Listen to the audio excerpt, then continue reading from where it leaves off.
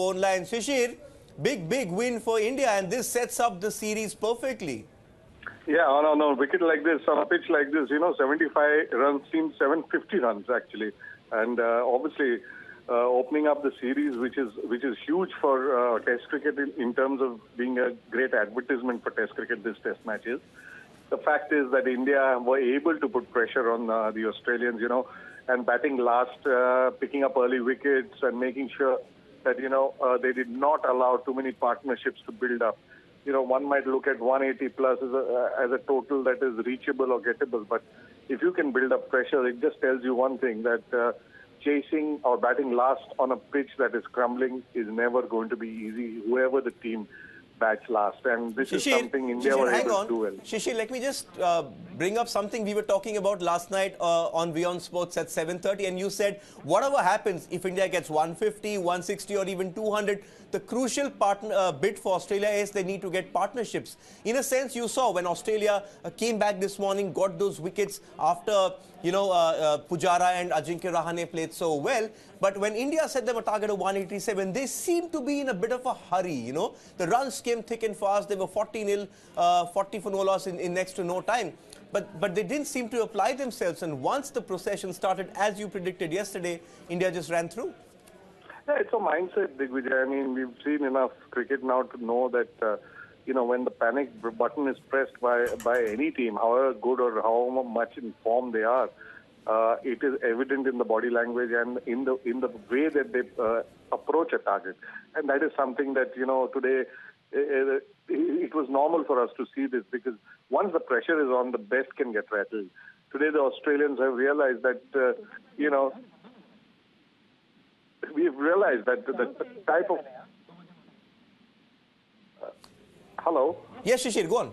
Yeah, I was just trying to make a point that, the best teams can get rattled under pressure.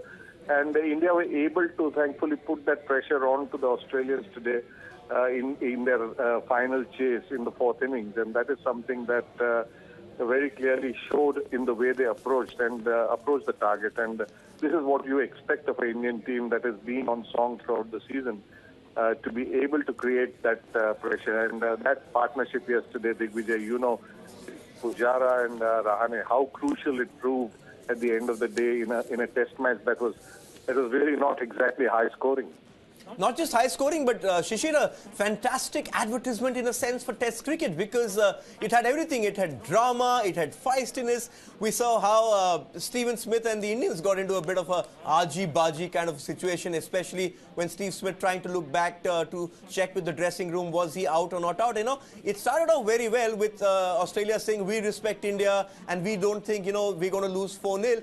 But it's turned out to be as edgy as old India-Australia series have been before. And one just hopes that it doesn't disintegrate and doesn't get ugly from here on, because this was a kind of a win which will fire up India. And, we've seen India before in Test cricket, especially in the home series, and once they get their tails up, there's no looking back. Yeah, absolutely. I mean, after Pune and the destination in Pune, one would have thought, it would take a great performance for India to come back, and something which they've done. The fact of the matter is, Digvijay, that India-Australia Test series must have aggro, because that is what gets the players going, gets the crowds going, and gets the game of Test cricket going. And you needed a win for India to put that pressure onto the Australians. And now the next two Test matches will be like a Bollywood thriller, full of drama, emotion, no songs, but definitely one team is going to win. Yes, but Shishir, the song and dance is happening on the pitch, especially with the way Ishant Sharma is going about it, especially the way the Australians are trying to counter. It's been a fantastic test match in that sense, and I think when we look back at this test match, what we will not be able to know from this scorecard is the way India fought back. 189 on day one. But the second day, when you look back into how this test match was won, that second day when Australia, with all their batting firepower, with India reeling after the first test defeat, the way Australia was shackled in that first innings, in a sense, this was set up by that, and then the Indians carried it forward, especially that fifth wicket stand between Rahane and Pujara yesterday. Yes, that was to me, the defining moment of this Test match. That important partnership between two players who hadn't really hit their straps in this series, and for me, that was most important. One is reassuring themselves that they can play even when seemingly they're not in the numbers or out of rhythm, and secondly, to be able to deliver when it matters most. In the context of the game, Digvijay, that was probably worth its weight in gold because of the way they played and the numbers they put up. In a low-scoring game, if you have a partnership of this sort, you're just trying to tell the opposition, we may be out of form as you think.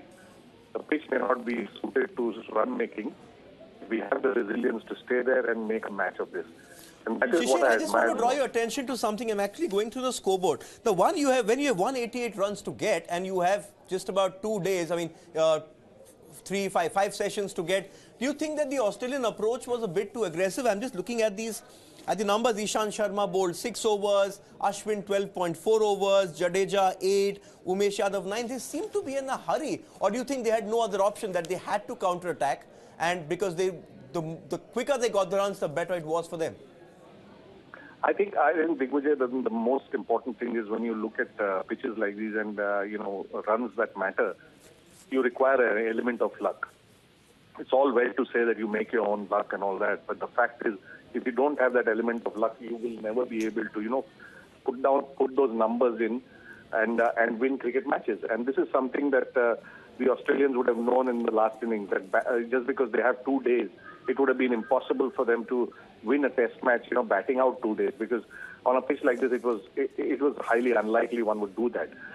Important is that they would have to counter-attack, get those initial comfort 30, 40, 50, 60 maybe, and then, ride your luck.